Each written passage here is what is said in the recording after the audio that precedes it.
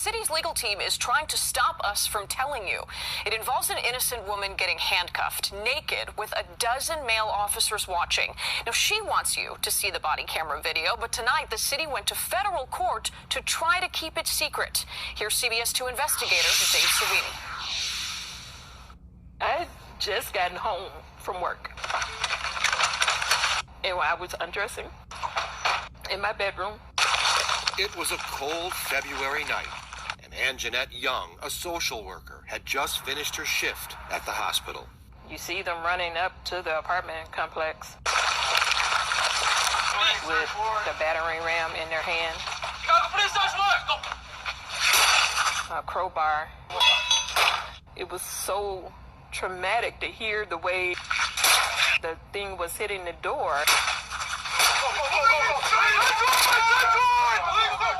And it happened so fast, I didn't have time to put on clothes.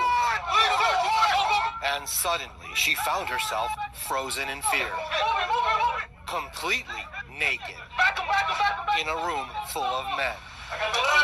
9 body cameras rolling.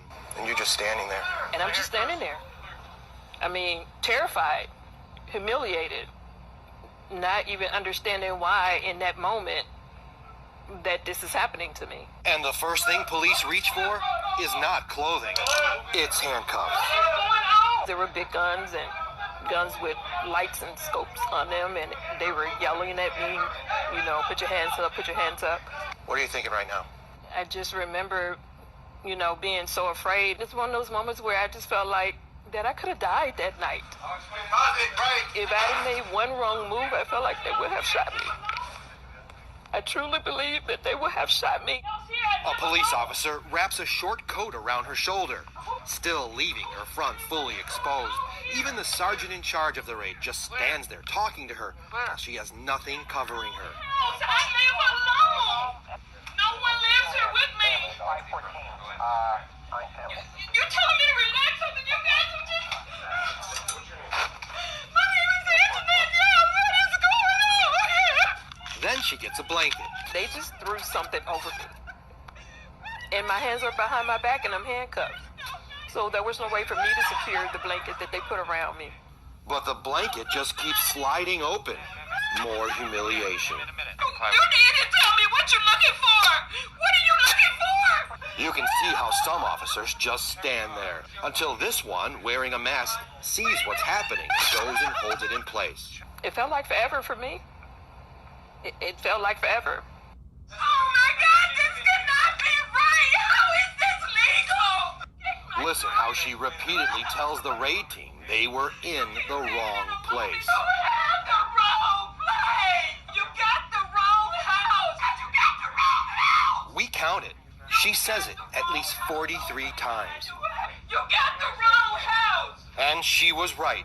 They were in the wrong house. Our investigation uncovered police failed to do the most basic research before getting the search warrant approved. We found they simply took the word of an informant who gave them Anjanette Young's address.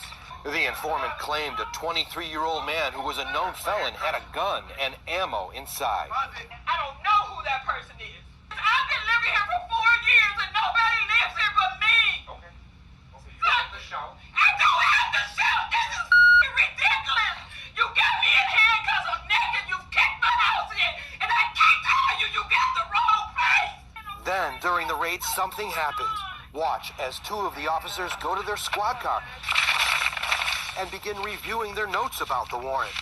CPD would not comment on what you're about to hear the officers saying a few minutes later. It wasn't initially approved or some crap. What does that mean? I have no idea, because, I mean, they told him it was approved, and then I guess that person messed up on their end. Messed up is an understatement. So, where was the target? Our investigation revealed he was awaiting trial on home confinement here at a different apartment in Anjanette Young's complex. How easy would it have been to locate him?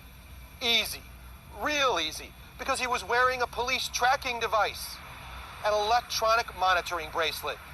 It's possible he could have even heard the raid happening, because records show he was confined to the unit right next door. But I'm telling you it's wrong. I'm asking you to let me call somebody. I'm asking you to let me put some clothes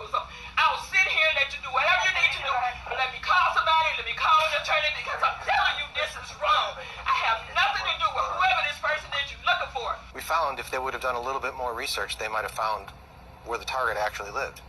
Yes. I think Screw Up was being too kind, because ultimately, this is a constitutional rights issue. And Keenan so, Salter is Anjanette Young's attorney and is suing the police department. if this had been a young woman in Lincoln Park by herself in her home, naked, a young white woman, let's just be frank, if the reaction would have been the same. I don't think it would have been. I think they would have saw that woman, rightfully so, as someone who was vulnerable, someone who deserved protection, someone who deserved to have their dignity maintained. They viewed Miss Young as less than human. Can I please call somebody? Yeah, man, relax. Relax, How can I relax when this is going on? They did eventually walk her to a room to remove the handcuffs so she could get dressed, but then put them right back on and kept questioning her. There are no firearms in this place. There's no gun in this place. I'm a social worker. I've been a social worker for 20 years. I follow the law. I don't get in trouble for anything. I don't do illegal stuff. I'm not that person. You got the wrong information. At this point, the sergeant in charge of the raid tells the officer who got the warrant to step outside. Let's go talk outside. But you won't hear it because once outside, the body camera is shut off.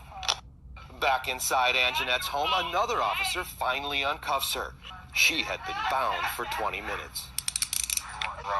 Listen as the sergeant returns with a new message. We believe your story.